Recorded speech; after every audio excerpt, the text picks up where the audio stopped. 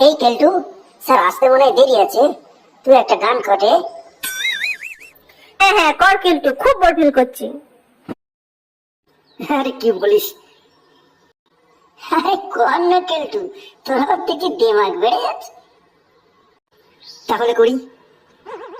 मेरे सपनों के रानी कब आएगी तू, आए रे तू मस्तानी कब आएगी तू, बाकी जाए जिंदगानी कब आएगी तू, चलिया तू चलिया, चलिया तू चलिया, मेरे सपनों के रानी कब आएगी तू, मेरे सपनों के रानी कब आएगी तू। এই চুপ কর সারসে। এই এত হট্টগোল কিসের রে? স্যার পল্টু গান করতেছে। এই খেলটু হট হট, কি গান করছি হট? স্যার মনটা খুব খারাপ স্যার, এই জন্য একটা হিন্দি গান করছিলাম স্যার। তা বাবা তুমি কি হিন্দি গান করছিলে? স্যার মেরে স্বপ্নকে রানী কব আয়েগি তু, এই গানটা করছিলাম স্যার। কেন বাবা তুমি সকাল সকাল এই গান করছিলে কেন বাবা? স্যার বাড়িতে বাবা খুব পালিশ করেছে স্যার। কেন বাবা বাড়িতে তোমাকে পালিশ করেছে কেন? স্যার গতকাল রাস্তায় একটা মেয়েকে দেখে আমার খুব ভালো লেগেছিল, সেই জন্য তাকে আমি আই লাভ ইউ বলেছিলাম। তারপর তারপর স্যার সেই মেয়েটি বাবাকে বলে দিয়েছে, আর এই কথা শুনে বাবা যা আমাকে পালিশ করলো না স্যার, উফ, সেই দুঃখে আমি এই গানটি করছি। তা তোমার বাবা ঠিকই করেছে, দাঁড়িয়ে থাক তুই দাঁড়িয়ে থাক। আচ্ছা ফেলু, তুমি একটা প্রশ্নের উত্তর দাও তো। বলুন স্যার। বলো তো বাবা গ্রামার কাকে বলে? স্যার যারা গ্রামে বাস করে তাদেরকে গ্রামার বলে। ওরে বদমাইশ, তুই সকাল সকাল বদমাইশি শুরু করে দিয়েছিস। বলতো বাংলা গ্রামার কাকে বলে? স্যার যারা বাংলার গ্রামে থাকে তাদেরকে বাংলা গ্রামার বলে। আর ইংলিশ গ্রামার? স্যার যারা বিদেশে থাকে তাদেরকে ইংলিশ গ্রামার বলে। না আর বাঁচি না তো, সকাল সকাল দিন আমার মাথাটা গরম করে। থাক দাঁড়িয়ে থাক, তুইও দাঁড়িয়ে থাক। আচ্ছা ডোনা, তুই বলতো সবচেয়ে বোকা প্রাণী কোনটি এবং কেন? সবচেয়ে বোকা প্রাণী হলো গরু স্যার। কেন কেন? স্যার গরুরা নিজেরা জল খায় আর মানুষকে দুধ দেয়। বাহ বাহ ডোনা, দারুণ বলেছিস তো। বসে পড় বসে পড়। আচ্ছা কেষ্ট, তুই বলতো কালো মুরগি আর সাদা মুরগির মধ্যে পার্থক্য কি? স্যার এটা তো খুব সহজ স্যার। সহজটা বল। স্যার কালো মুরগি সাদা ডিম পাড়তে পারে, কিন্তু সাদা মুরগি কখনো কালো ডিম পাড়তে পারবে না। না কেষ্ট, তোমার বুকে আয় বাবা। কি বলছেন স্যার? আরে কেষ্ট, তুই তো দারুণ উত্তর দিয়েছিস বাবা, আমি তো এটা ভাবিনি। বস বাবা বস। স্যার বসবো স্যার? স্যার বাড়িতে বাবার কাছে ঠেঙানি খেয়েছি, আর এখন আর দাঁড়াতে পারছি না স্যার, পায়ে খুব ব্যথা করছে স্যার। আচ্ছা তুই এই প্রশ্নটার উত্তর বলতে পারলে বুঝতে পারি। বলুন স্যার।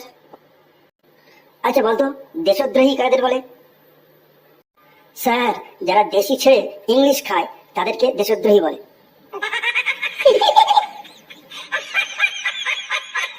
ওরে শয়তান, তোকে আমি দেখাচ্ছি মজা, এদিক আয়, এদিক আয় বলছি।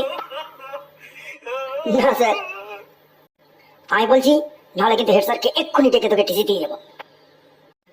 স্যার স্যার এবার একটা সাইডা দিন স্যার, ও বাবার কাছে কালকে ঠেয়ানি খাইছে, এখন আবার ঠেয়ানি খাইলে অসুস্থ হইয়া পড়বে স্যার। স্যার কেষ্টকে মারবেন না, ও ঠিকই বলছে স্যার, মারলে আপনারই অসুবিধা হয়ে যাবে। আচ্ছা ঠিক আছে ঠিক আছে, তবে তুই আজকে বসতে পারবি না, দাঁড়িয়ে থাক দাঁড়িয়ে থাক। আচ্ছা ফেরো বলতো বাংলায় কি আর কাল কয় প্রকার? স্যার এই প্রশ্নের উত্তর দিলে কি বুঝতে পারবো স্যার? হ্যাঁ বুঝতে পারবেন sir. Very good very good. তা কি কি বাবা? স্যার অতীতকাল, বর্তমানকাল এবং অনন্তকাল। হ্যাঁ তা বাবা উদাহরণ দিতে পারবি? হ্যাঁ স্যার পারবো। তাহলে বল।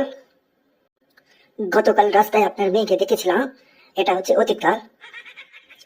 আজকে বলেছি আমি তোকে ভালোবাসি, এটা বর্তমান কাল। আর ও রাজি না হলেও আমি তাকে ভালোবেসে যাব, এটা হচ্ছে অনন্তকাল। ওরে শয়তান, তুই দিলি তোমার মাথাটা আবার গরম করে। দা দা, তোর দেখাচ্ছি মজা। এই এদিকে আয়, এদিকে আয় বলছি। না স্যার, না আসলে কিন্তু তোর বাড়ির থেকে বাবাকে ডেকে এনে স্কুল থেকে তাড়িয়ে দেবো। না স্যার, বাবাকে ডাকবেন না, আমি আসছি। এই রহমত, রহমত, একটা লাঠি আয় তো। এই নিন স্যার।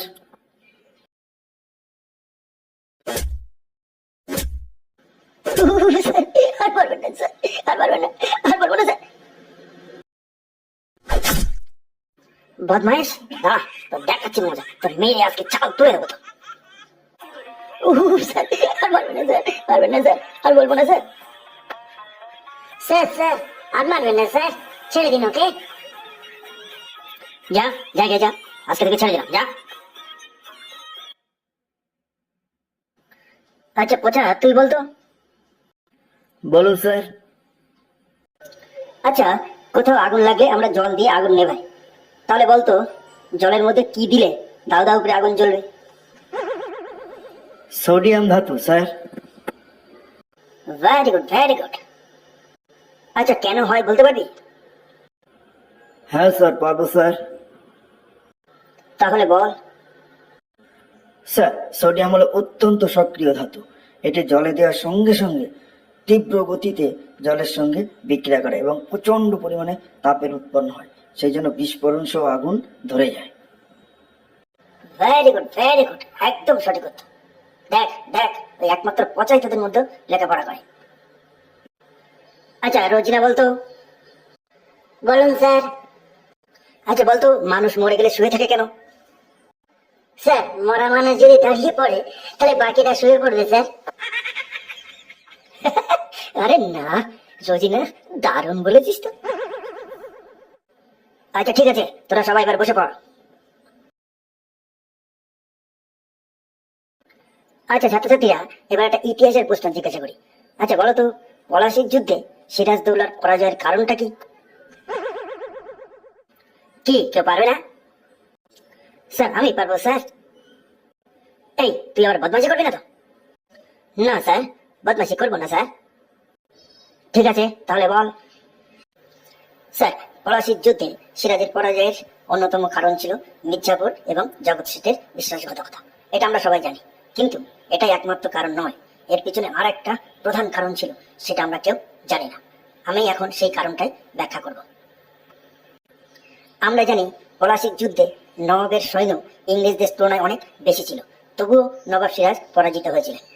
পলাশীর আম্রপান্তর যুদ্ধ শেষ, মির্জাপুর জগৎ শেঠরা বিশ্বাসঘাতকতা করে তাদের সৈন্য নিয়ে পালিয়ে গেছে, কিন্তু নবাবের সৈন্যরা কোথায় গেল? ক্লাইভ দেখতে পাচ্ছিলেন না যে সৈন্যরা কোথায় আছে। তিনি ভাবলেন তারা হয়তো অন্য কোনো চাল চলেছে। তিনি বারবার চারিদিকে লক্ষ্য করতে লাগলেন। হঠাৎ করে তিনি দেখলেন পলাশীর আমবাগানের একটা ডাল নড়ে উঠল। তিনি দেখলেন ওই আম গাছের, প্রত্যেকটা আম গাছের ডালে ডালে নবাবের সৈন্যরা বসে আছে। তখন তিনি ভাবলেন এটা একটা ট্রিক বা চাল নবাবের। আম গাছের সৈন্যরা বসে থেকে যখন ভিতর দিয়ে ইংরেজের সৈন্যরা যাবে, তখন তাদেরকে অতর্কিত আক্রমণ করে মেরে ফেলবে। ক্লাইভ লয়েড তখন দূর থেকে কামান দেখে ফলন্ত আম গাছের ফল এবং সৈন্যদের এক এক করে মেরে ফেললেন। স্যার, ওই আম গাছের একটি ডাল নড়ে ওঠাই ছিল সিরাজের পরাজয়ের অন্যতম প্রধান কারণ। এখন প্রশ্ন হচ্ছে স্যার, ওই আম গাছের ডাল কেন নড়ে উঠলো বলতে পারবেন? না, ঠিক বলতে পারবো না। এই তোরা কেউ বলতে পারবি? না। আরে আর টেনশন নিতে পারছি না রে ফেলু, তাড়াতাড়ি বল। আসলে স্যার, ওই আম গাছের একটি ডাল নড়ে ওঠার পিছনে কারণ ছিল দাঁত, হাজা, চুলকানি। হ্যাঁ হ্যাঁ স্যার, নবাবের সৈন্যদের মধ্যে একটি সৈন্যের দাঁত, হাজা এবং চুলকানি ছিল। সে ওই আম গাছের ডালে যখন বসেছিল, হঠাৎ করে চুলকে উঠেছিল।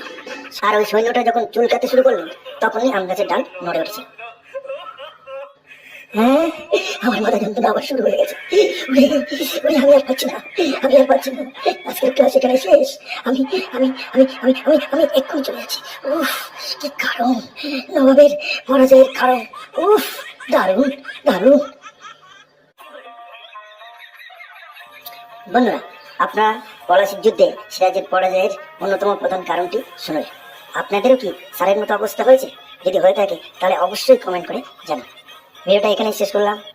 এটা একটি বিনোদনমূলক ভিডিও।